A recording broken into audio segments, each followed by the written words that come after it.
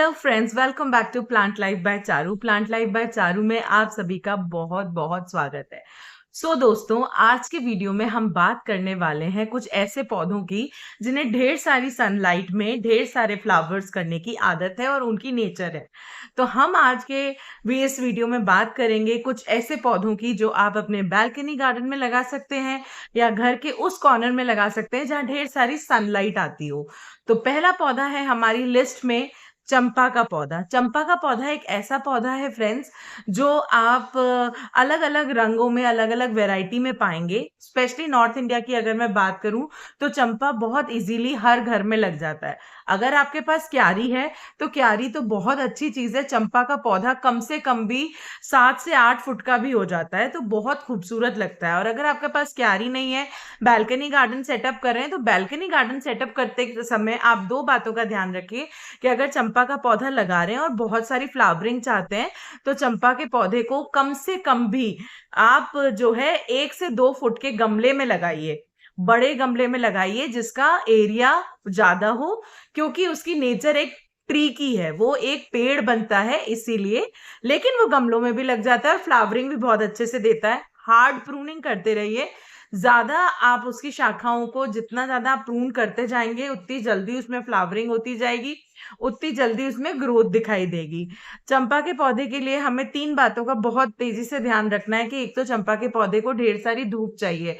छाया में भी ये पौधा पनपता है लेकिन उतनी फ्लावरिंग नहीं करता है। ऐसा नहीं है कि आप उसे छाया में रख दोगे तो पौधा मर जाएगा। अगर कहीं पे वेल लिट प्लेस पे रखा हुआ है आपने, जहाँ थोड़ी बहुत भी सूरज की रोशनी पड़ती है, तो वो पौधा जो है समहाउ सरवाइव कर लेगा। लेकिन अगर आप चाहते हैं कि उसमें ढेर सारी फ्लावरिंग हो, पूरे साल फ्लावरिंग दे ये पौधा, तो आप इसे सनलाइट वाली जगह पर रखिए। ज्यादा सनलाइट जहां आती है, ज्यादा से मेरा मतलब होता है आपके घर का वो कॉर्नर या आपकी बैल्कनी का वो कॉर्नर जहां 3 to 4 आवर्स की सनलाइट एवरीडे पौधे पर पड़ती ही पड़ती है। तो इन छोटी छोटी बातों का आप ध्यान रखेंगे। अब जिस भी पौधे में फ्लावरिंग ज्यादा चाहिए तो उसको सनलाइट प्रॉपर चाहिए, उसे खाद प्रॉपर चाहिए।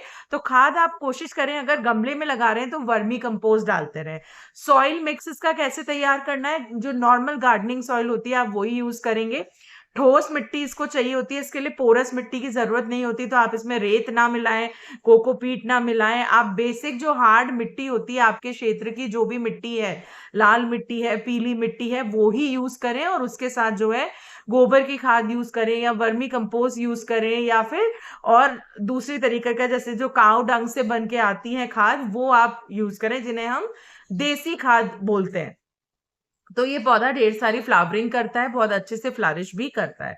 तो ये छोटी बातों का आप ध्यान रखेंगे तो आपको कभी दिक्कत नहीं आएगी इस पौधे में। अच्छा, जब आप सनलाइट में रखते हैं ना ज्यादा पौधों को, तो आपको उसकी वाटरिंग का भी बहुत ध्यान रखना है। अगर उसकी पत्तियां थोड़ी भी जल रही हैं, इसका मतलब उसमें अप्रोप्रिएट तरीके से पानी नहीं डाला जा रहा है, उसमें पानी की कमी हो रही है। तो वाटरिंग बहुत अच्छे से कीजिए, ढेर सारा पानी डालिए, सुबह शाम पानी डालिए। गर्मियों के सीजन में 6 महीना आपको ध्यान रखना है, मार्च, अप्रैल, मई, जून, जुलाई।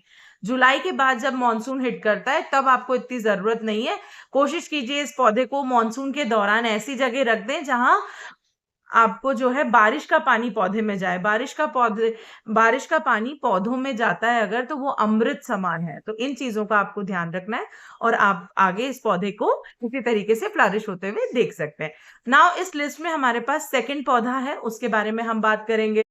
तो फ्रेंड, दूसरा पौधा है मधुमालती का। बहुत लोग मुझसे बात करते हैं और पूछते हैं कि हमें एक ऐसा क्रीपर प्लांट चाहिए जो हम बालकनी पे लगा सकें या मेन गेट की एंट्रेंस पे लगा सकें, जो डोर के आसपास लगा सकें, जो एक अच्छा लुक दे। हमारे कुछ लोग होते हैं जो अपने रेस्टोरेंट्स के बाहर लगाते हैं, अपने ऑफिसेस के बाहर लगाते हैं। तो इस तरीके के क्रीपर प्लांट के बारे में हमें बताइए। तो हमेशा मेरा कहना है कि 2 प्लांट्स जो बहुत अच्छे क्रीपर प्लांट्स हैं, जो मैं सबको सजेस्ट करती हूँ, जिसमें ढेर सारे फूल आते हैं, 12 मासी फूल देते हैं, वो है, पहला तो है आपका मधुमालती का पौधा और दूसरा है आपका अपराजिता। अपराजिता के बहुत सारे मेडिसिनल वैल्यूज हैं। अपराजिता के लिए मैंने एक डिटेल वीडियो बना के ऑलरेडी अपने चैनल पे अपलोड किया हुआ है। अगर आपको कोई क्वेश्चन है अपराजिता से रिलेटेड तो आप मुझे कमेंट भेजिए, मैं आपको लिंक शेयर कर दूंगी, आप वहां पे देख सकते हैं।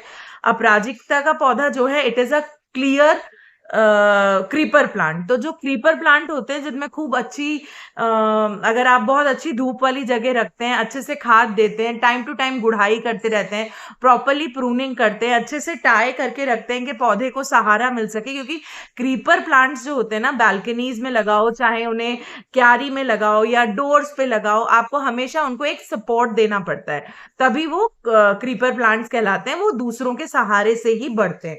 तो अपराजिता इस लिस्ट में एक बहुत प्यारा पौधा है जो ढेर सारे फूल देता है। अपराजिता सफेद फूल भी देता है, अपराजिता पर्पल कलर के फूल भी देता है, अपराजिता लाइट ऑरेंजिश कलर के फ्लावर भी देता है। ये डिपेंड करता है आपको कौन सा अवेलेबल है।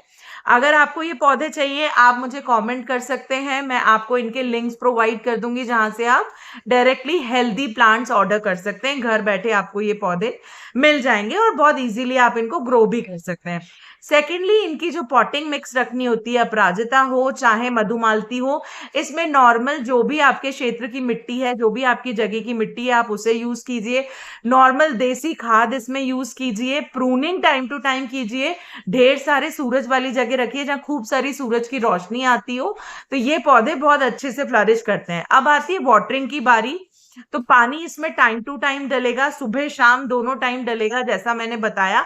मार्च से लेकर जुलाई तक, मानसून के सीजन में इनको 3 से 4 दिन में एक बार पानी देंगे तो चलेगा, लेकिन मानसून के सीजन में सबसे ज्यादा जो बात होती है, सबसे ज्यादा प्रॉब्लम जो आती है, वो ये आती है कि इन पौधों में कीड़े लग जाते हैं।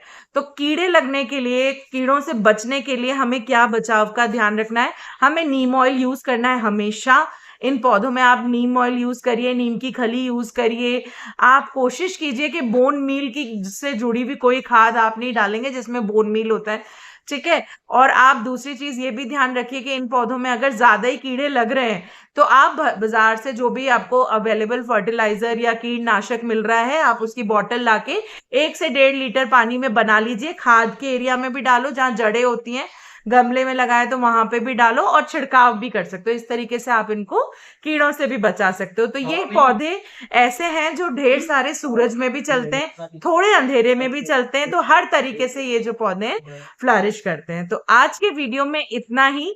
अगले वीडियो में हम बात करेंगे कुछ और पौधों की जो हम घर पे लगा सकते हैं, आसानी से लगा सकते हैं, और इस मॉनसून के सीजन में ज्यादा से ज्यादा पौधे लगा के अपने घर को रंग बिरंगा गार्डन एक दे सकते हैं।